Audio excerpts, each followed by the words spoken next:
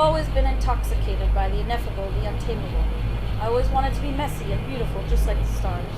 So once I learned that there was actually a law of nature which described how the universe is constantly complicating itself, I was in love. I was romanced by entropy as soon as I saw the equation. So simple yet such a force. I was in a rage already too, like any other brother, knowing how our culture stigmatized chaos as something to be feared. The same abusive insults I had experienced, disorganized, unruly frizzy hair, chaotic, unpredictable, full of wild love. We were kindred spirits, me and my entropy. With this new opportunity to recast my identity in a scientific phenomenon of nature, I dug deeper to understand the mechanics and mathematics of entropy. It was within the math that I discovered that I am not a tangle of uncertainty to be feared, but a wealth of new possibilities.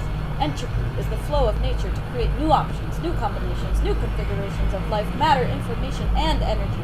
Entropy is evolution, transformation, death, and rebirth. Why? Maybe life likes to keep things interesting, the universe continuing to move from a singular source to greater and greater levels of differentiation, distinction, definition, creation, from which to know and see itself. Elements combine and create new molecules, species mix and evolve, bodies die and decompose, ideas blend and create new stories, new tools, new songs, new love. Emergent phenomena like new species are born in high entropic spaces like ecotemes, where two or more ecosystems collide, like where the forest meets the meadow. But the spirit of entropy has been demonized. Instead of working with entropy, society fights against it to gain greater control of our reality, normalize our identities, experiences, and expressions. This has caused most of us to be conditioned to fear uncertainty, fear too many possibilities, and try to control our environment and external circumstances. Really, the control is simply on our internal will. A lot of us intuitively know of or have felt a magic in nature that can inspire feelings of synergy or expansion that doesn't seem to follow the normal social rules for cultivating success. How then, I thought, can we learn from these natural patterns to guide us? Could following the flow of entropy like a river and a path of least resistance tap us into the hidden magic of our cosmos? I thought the answer was just to go deeper into the entropy and the chaos of my own heart and mind. I became obsessed like a messy lover full of poetry, impulsions, and laughter, ragefully burning all the limits and boundaries that might exist between two beings. I thought I could cast away all discipline and boundaries and merge with some kind of hot, messy cosmic life, ride the wild wave, and manifest the healing we all needed. Hubris. Because just like the best hot, messy love affairs with poor boundaries, you lose yourself.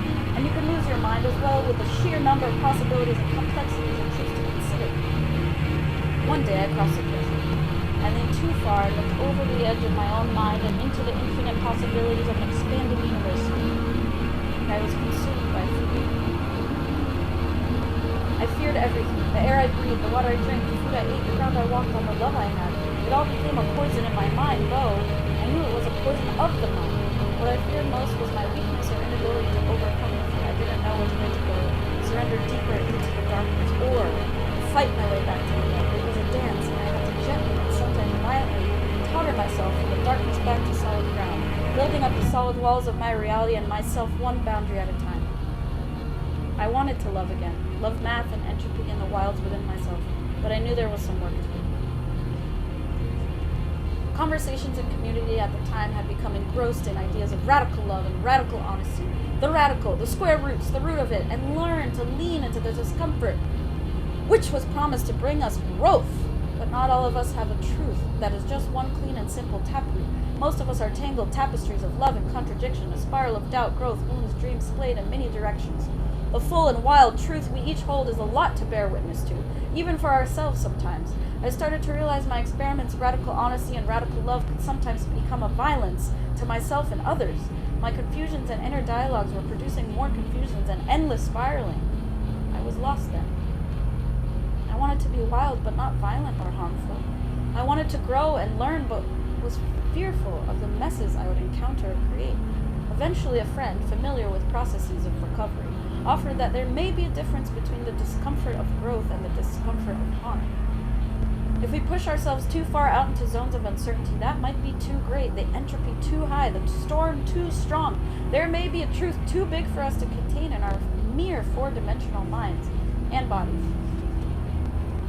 We could be exposed to a frenetic and unpredictable energy that we may not have the strength yet to wield, and so instead it wields us, and we destabilize. fall into confusion, and we do harm to ourselves and others. This is how cycles of trauma are perpetuated. If we reach too far into the void of uncertainty, and we don't have the right tools or containers, we risk destabilization.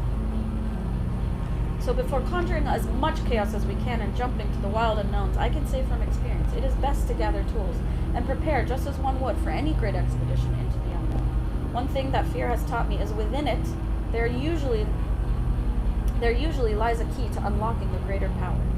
Sometimes we don't yet have the right vessel to hold that power, but with time, as we fortify ourselves, we build the capacity to wield greater and greater personal power within our reality. First, it is important to define where comfort ends and where the unknown begins. It's a spectrum, a gradient, starting from our core of knowing, that which we may call our personal frequency, and from there, fading out into greater and greater depths of uncertainty. When we learn where our boundaries are, we hold them as the edges of ourselves. In just the right zones between our comfort and the wild truth, just enough chaos to keep us ticking. Just enough to keep us tickled with curiosity on sure footing. In math and engineering, the boundary conditions tell us where we begin, a confined space in which we have the necessary information to solve problems. Outside the boundary, the same rules may not apply. Boundaries can be made of different materials, solid but transparent, to see the world outside like glass or opaque and reflective. One of my favorite boundaries used by cells is the semi-permeable membrane. Oh, I love the semi-permeable membrane. A porous structure that has its own intelligence to let certain things cross the boundary and keep others in/out. A discerning exchange. These boundaries allow for us to create containers of our love, curated and calibrated with affection and attention. I made a jar for my feelings, to put all my love. It was messy like the stars. Holding these boundaries and calibrating our space take discipline. I used to chaff at the world, but have learned to embrace it from a place of love and ritual. Any kind of small ritual or daily practice is a great way to make boundaries and containers for love. Your body and your home are usually the easiest places to start. Physical routines like stretching, making a bed, or doing the dishes practices rhythmic awareness. This repetitive attention and gratitude help us to create new neural pathways in our brain that build fortitude. They are patterns for us to store love in the world around us. Sometimes, when we want to change a mental or emotional behavior, it is good to find a physical analog or pattern that can shift the energy or neural pathway in a similar way. When I was struggling with finding stability in the chaos of my own mind and plagued by fear, I found comfort in the advice from spiritual teacher and activist Maricela Gomez, who said sometimes you just have to practice putting your shoes in the same place every day. Discipline, I said, from a place of love, not with austerity, but as a means to carve a pathway for my love to flow with discipline, as the water takes to the rock to form its river, to find the ocean with ever growing. Once our boundaries are fortified and we have built the container for our love, we can begin to bring in more and more energy that will activate and amplify our love. This is how a laser works. We have created a resonant chamber like the body of a guitar or a room with good acoustics by putting in sounds, feelings, thoughts that all have similar or harmonic vibrations that vibe well together. The vibes will amplify. In a laser, this resonant chamber is made of a crystal.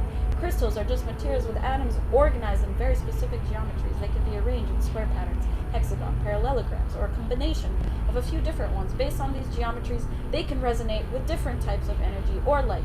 Actually, most electronics work based on this concept. All our phones, computers, TVs, and satellites are just made of crystals, receiving, resonating, transforming, and transmitting energy. We are like the little atoms in a crystal, absorbing and transmitting energy, jumping back and forth between different states of being, different states of consciousness, different capacities for managing the complexities around us. We can expand our capacity, our boundaries with brute force, or slowly with practice and patience. Other times, effortlessly in a quantum jump. A state of being I have become more familiar with is what I like to call the possibility space, playful, tender, not knowing, spaciousness, an ability to be in the unknown and be comfortable, trusting, peaceful. Maybe one of our goals as expansive beings is to learn to widen our boundaries more and more into the greater nuance and complexities that nature has to offer us. But we all start with a certain amount of ability to maintain our stability within the chaos. Sometimes we dive a little too far, too fast, and must retreat.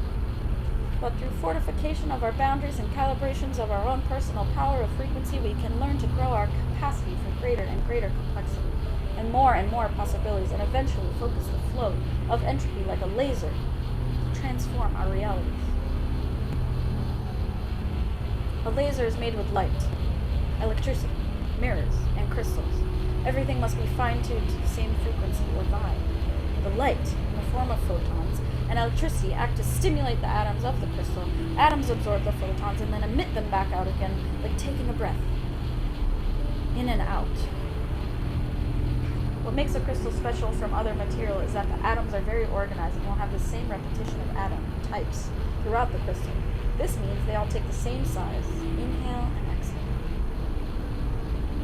They will only inhale if they are hit with a gust, a photon. Then they will spontaneously exhale at different times. However, they can also exhale if they are jostled by another gust, in effect producing 2 new gusts of wind. Yes, 2 new.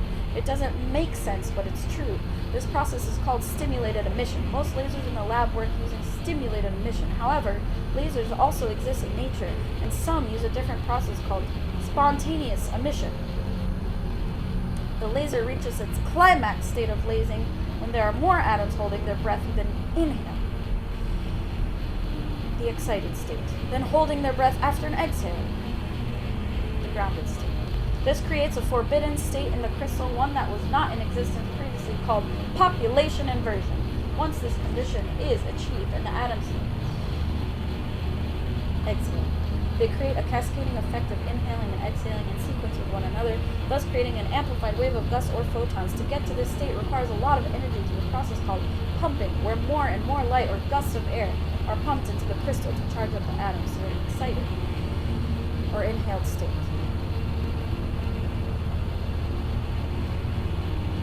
A laser is an amplification technology. It is used to create a hyper-focused, coherent, and tuned source of energy. If we are the laser, how might we experience this forbidden state of lasing? For me, it has been in those elevated states of channeling, synergy with a team or partner, a sense of timelessness where I can access memories and sensations from the past or future, and even a feeling of euphoria. When I am so big like this, like a raucous sun, full of memories and the power to burn, the power to time travel, to transcend so much, yet I'm almost paralyzed by the sheer joy of sensation. I can only laugh and cry tears of expansion. Why move when the infinite expression of the universe exists for me to feel and create in this moment? I can recall anything, any sensation. I can be anywhere and feel it fully. I've portaled on. There always seems to come with it a sensation, to find a place to unload the energy, to complete the circus and release the energy.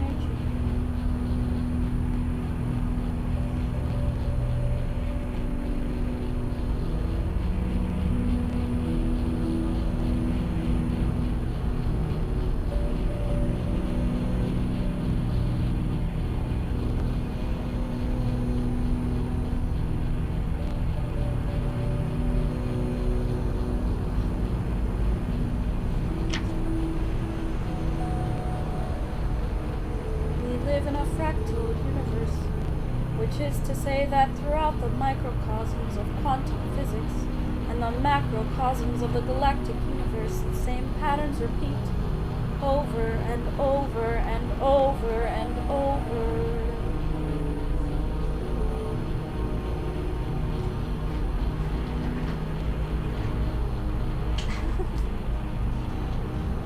As sentient beings, we have the power to observe these patterns and learn how they may aid us or harm us in different situations. For me, entropy, lasers, and other patterns of physics have become my source of inspiration to find connections of healing and transformation in my emotional, mental, physical, and spiritual space.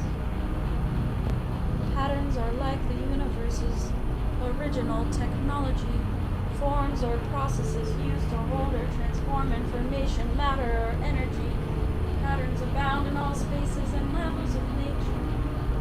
Within our face with the ever-constant challenge to choose, forget, remember, and learn from the resonant patterns of nature that will allow us to thrive within the beautiful chaos of the universe.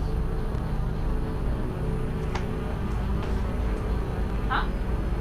Again? The whole thing? The whole thing? Shit. Not roll.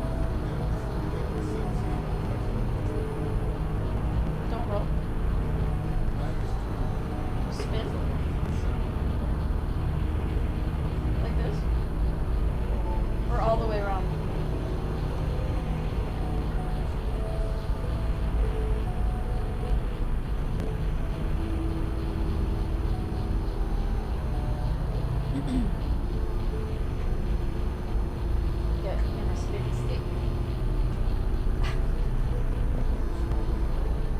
I know, I just want to get dizzy.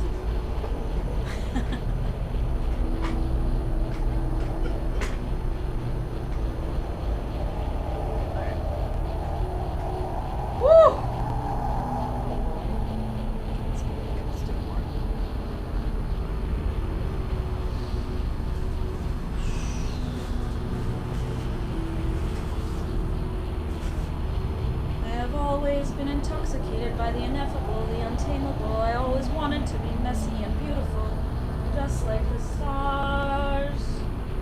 So once I learned that there was actually a law of nature which described how the universe is constantly complicating itself, I was in love. I was romanced by entropy as soon as I saw the equation. So simple yet such a force. I was in a rage already too, like any good lover, knowing how our culture stigmatized chaos as something to be feared, the same abuse of insults I had experienced, disorganized, unruly frizzy hair, chaotic, unpredictable, full of wild love. We were kindred spirits, me and my entropy. With this new opportunity to recast my identity in a scientific phenomenon of nature, I dug deeper to understand the mechanisms and mathematics of entropy. It was within the math that I discovered that I am not a tangle of uncertainty to be feared, but a wealth of new possibilities. Entropy is the flow of nature to create new options, new combinations, new configurations of life, matter, information, and energy. Entropy is evolution, transformation, death, and rebirth. Why?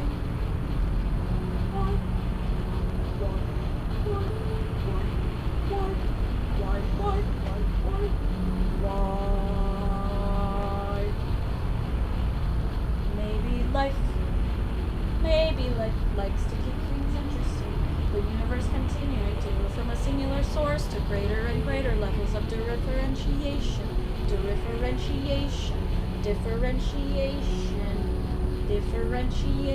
distinction, definition, creating from which to know and see itself. Elements combine and create new molecules. Species mix and evolve, bodies die and decompose. Ideas blend and create new stories, new tools, new songs, new law. Emergent phenomena like new species are born in high entropic spaces like ecotones, where two or more ecosystems collide.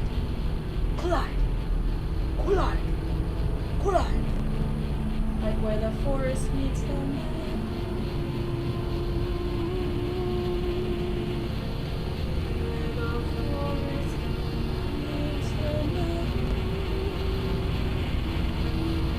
But the spirit of entropy has been demonized. The spirit of entropy has been demonized. Instead of working with entropy, society fights. Instead of working with entropy, society fights against it to gain greater control of our reality, normalize our identity, experiences, and expressions. This has caused most of us to be conditioned to fear uncertainty, fear too many possibilities, and try to control our environment and external circumstances, when really, the control we seek is more in our internal world. The control we seek is really in our internal world. The control we seek is really in our internal world. The control we seek is in our internal world. A lot of us intuitively know of or have felt a magical nature that can inspire feelings of synergy or expansion that doesn't seem to follow the normal social rules for cultivating success. How then, I thought, could we learn from these natural patterns to guide us? Could following the flow of entropy like a river and a path of least resistance tap us into the hidden magic of our cosmos? I thought the answer was just go deeper. Deeper into the entropy and the chaos of my own heart and mind. I became obsessed. I became obsessed. Obsessed like a messy lover, full of poetry, layers and laughter, ragefully burning all the limits and boundaries that might exist between two beings. I been intoxicated by the ineffable, the untamable. I always wanted to be messy and beautiful, just like the stars. So once I learned that there was actually a law of nature which described how the universe is constantly complicating itself, I was in love. I was romanced by entropy as soon as I saw the equation. So simple yet such a force. I was in a rage already too, like any good lover, knowing how our culture stigmatized chaos as something to be feared, the same abuse of insults I had experienced, disorganized, unruly frizzy hair, chaotic, unpredictable, full of wild love. We were kindred spirits, me and my entropy. With this new opportunity to recast my identity in a scientific phenomenon of nature, I dug deeper to understand the mechanisms and mathematics of entropy. It was within the math that I discovered that I am not a tangle of uncertainty to be feared, but a wealth of new possibilities. Entropy is the flow of nature to create new options, new combinations, new configurations of life, matter, information, and energy. Entropy is evolution, transformation, death, and rebirth. Why?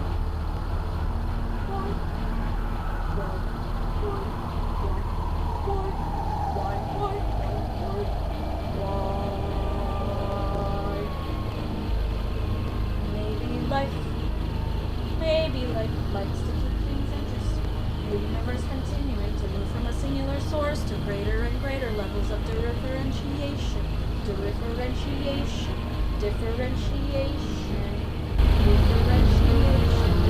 recognition, from which to know and see itself, elements and molecules, species and crawls, bodies die and decompose, ideas blend and create new stories, new tools, new songs.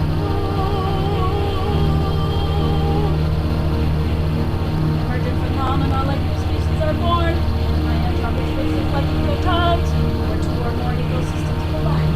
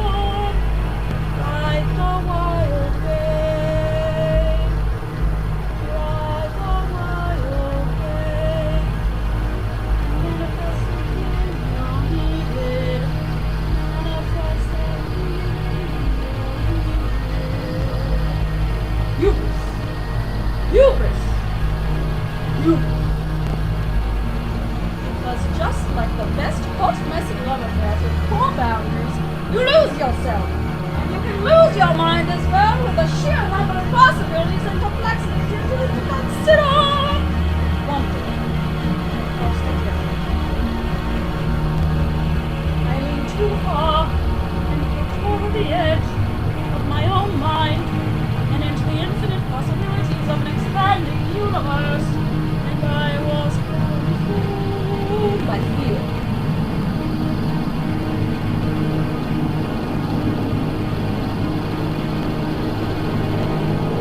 I feared everything, the air I breathed, the water I drank, the food I ate, the ground I walked, the love I had, and all became a poison in my mind, though I know it was a poison of the mind, a poison of the mind. I feared ghosts is my weakness, our ability to overcome the fear. I didn't know it meant a ghost lingered deeper into the darkness. Find my way back to the light. It was dense, and I had to gently and sometimes violently totter myself over the darkness back to solid ground, back to solid ground, back to solid ground, building up the solid walls of my reality and myself unbound to them. I wanted to love again, love math meant to me and go wild within myself.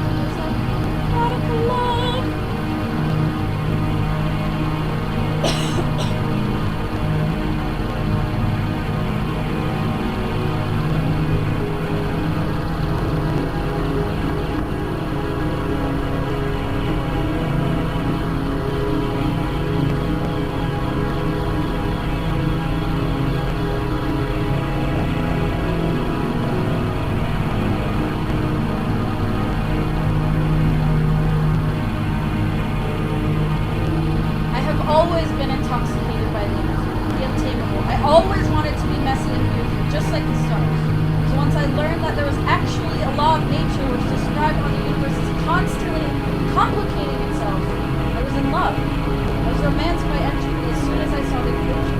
So simple yet such a force. I was in a rage already too, like any good lover, knowing how our culture stigmatized chaos as something to be feared. The same abusive insults I had experienced, disorganized, unruly, hair, chaotic, unpredictable, full of wild love. We were kindred spirits, me and my entity. With this new opportunity to recast my identity in a scientific phenomenon of nature, I dug deeper to understand the mechanisms and mathematics of entropy. It was within the math that I discovered that I had not attained over uncertainty, but a wealth of new possibilities. Entropy is the flow of nature,